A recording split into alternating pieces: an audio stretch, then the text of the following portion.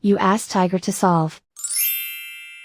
This deals with linear equations with one unknown. The final result is w equals -33/10. Let's solve it step by step.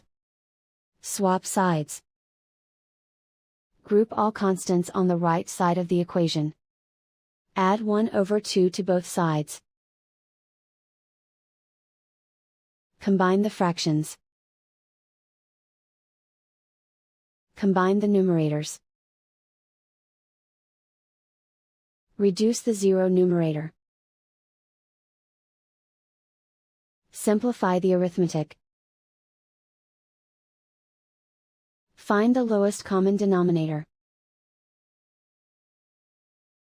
Multiply the denominators. Multiply the numerators. Combine the fractions. Combine the numerators. Isolate the w. Multiply both sides by inverse fraction 3/-1.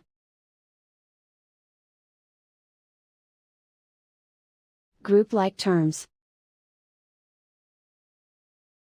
Multiply the coefficients. Simplify the arithmetic.